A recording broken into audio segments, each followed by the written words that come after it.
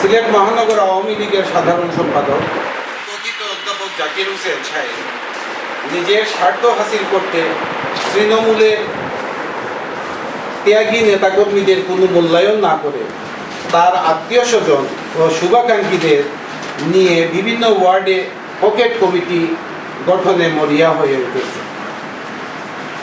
কারণ আগামী Sylhet city corporation নির্বাচনে তিনি আওয়ামী লীগ থেকে মেয়র পদে অংশ নিতে আগ্রহী। তিনি চাচ্ছেন প্রতিটি ওয়ার্ডে নিজের আস্থাভাজন নেতৃত্ব নির্ধারণ করতে। এক্ষেত্রে তিনি কোনো কিছুরই বাজ বিচার না করে অযোগ্যদের পদ দিচ্ছেন। নিজের অসৎ উদ্দেশ্য বাস্তবায়নে করে চলেছেন একের পর এক বিতর্কিত কমিটি। তার এমন বিতর্কিত কর্মকাণ্ডে বিভিন্ন ওয়ার্ডে সম্মেলনকালে কাউন্সিলর সহ প্রার্থীগণ খুব বিদ্রোহ করেছেন। কোথাও কোথাও সম্মেলনস্থলে হামলা, ভাঙচুর, ধাওয়া, পাল্টা ধাওয়ার ঘটনাও ঘটে, যা বিভিন্ন পত্রপত্রিকা ও সামাজিক যোগাযোগ মাধ্যমে উঠে এসেছে। এমন অবস্থায় হাজার হাজার নেতাকর্মীর প্রাণপ্রিয় সংগঠন বাংলাদেশ আওয়ামী লীগ চরমভাবে ক্ষতিগ্রস্ত হচ্ছে, যা কোনোভাবেই কাম্য নয়। কলম সৈনিক বন্ধুগণ, আমাদের ৬ নম্বর ওয়ার্ডে ভোটের মাধ্যমে নেতৃত্ব নির্বাচনের কথা ছিল, কিন্তু মহানগর আওয়ামী লীগের সাধারণ সম্পাদক জাকির হোসেন ভোটের মাধ্যমে তার পছন্দের প্রার্থীকে বিজয়ী করানো যাবে না যখন বুঝলেন, তখন তিনি কোনো নিয়ম নীতির তোয়াক্কা না করে নিজের পছন্দের প্রার্থীদের পদে আনতে বিভিন্ন কলা কৌশল অবলম্বন করা শুরু করেন। তিনি বিভিন্নভাবে চাপ প্রয়োগ করে এবং দল থেকে বহিষ্কারেরও হুমকি প্রদান করেন। তিনি নেতাকর্মীদের সাথে কোনো রকম পরামর্শ করা ছাড়াই দাবি করে কাউন্সিলরদের বিভ্রান্ত করে নিজের পছন্দের নেতৃত্ব নির্বাচনে আনার প্রচেষ্টা চালান। সম্মেলনস্থলে দাবি করেন আমরা নাকি মতামত প্রদান করেছি, অথচ তার সাথে তখনও পর্যন্ত এমন কোনো কথাবার্তা হয়নি। তার কোনো অগণতান্ত্রিক প্রস্তাবকে সমর্থন দেয়নি, বরং শেষ মুহূর্ত পর্যন্ত গণতান্ত্রিক প্রক্রিয়ায় ভোটের দাবি জানিয়েছে। সাংবাদিক ভাই ও বোনেরা, আওয়ামী লীগ নেতা জাকির হোসেন নিজের স্বার্থ আদায়ে সম্মেলনের দিন জোরপূর্বক একটি কাগজ স্বাক্ষর নিতে চান।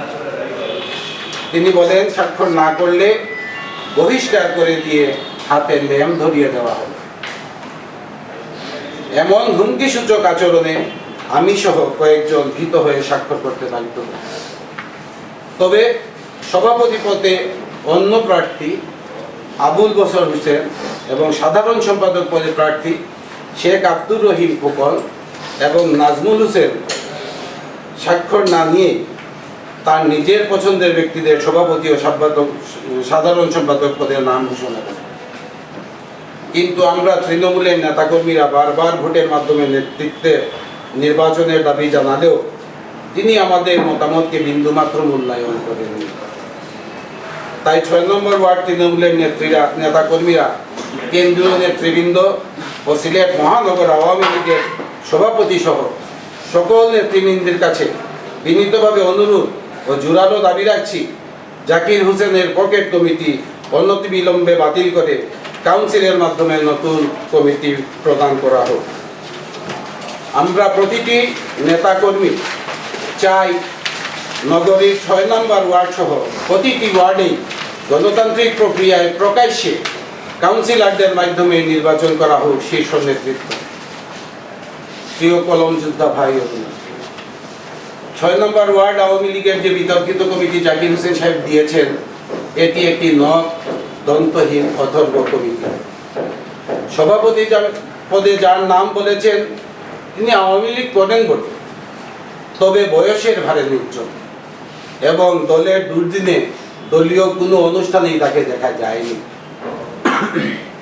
আর সাধারণ সম্পাদক হিসাবে জাকির সাহেব যাকে মনোনীত করেছেন সেই জাহিদুল হোসেন মাসুদ ৬ নং ওয়ার্ডের ছাত্রলীগ যুবলীগ পেরিয়ে বর্তমানে আওয়ামী লীগের রাজনীতির সাথে জড়িত, এতে কোনো সন্দেহ না।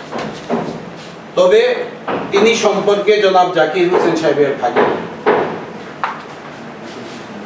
মাসুদের আপন বড় ভাই শহীদুল হোসেন মামুন ৬ নং ওয়ার্ড বিএনপির আহ্বায়ক কমিটির সদস্য এবং আসন্ন কাউন্সিলে ৬ নং ওয়ার্ড বিএনপির সভাপতি পদে প্রার্থী। আপন ছোট ভাই মঞ্জু জামাতের রাজনীতির সাথে জড়িত। আমাদের অবস্থান খুবই পরিষ্কার। নেত্রীর নির্দেশ মতো নির্বাচনের মাধ্যমে কমিটি গঠন করতে হবে। একনায়কতান্ত্রিক মনোভাব পরিবর্তন করতে হবে। যে গণতন্ত্রের জন্য জাতির জনক বঙ্গবন্ধু শেখ মুজিবুর রহমান এবং জননেত্রী শেখ হাসিনা সংগ্রাম করে গেছেন ও যাচ্ছেন, সেই গণতান্ত্রিক চর্চা করতে হবে। আমাদের অবস্থান নীতি, আদর্শ এবং নৈতিকতার পক্ষে, যা বঙ্গবন্ধু আমাদের শিক্ষা দিয়ে গেছেন। আমরা মুজিব আদর্শের সৈনিক। আমরা মুজিব আদর্শ বুকে ধারণা লালন করি।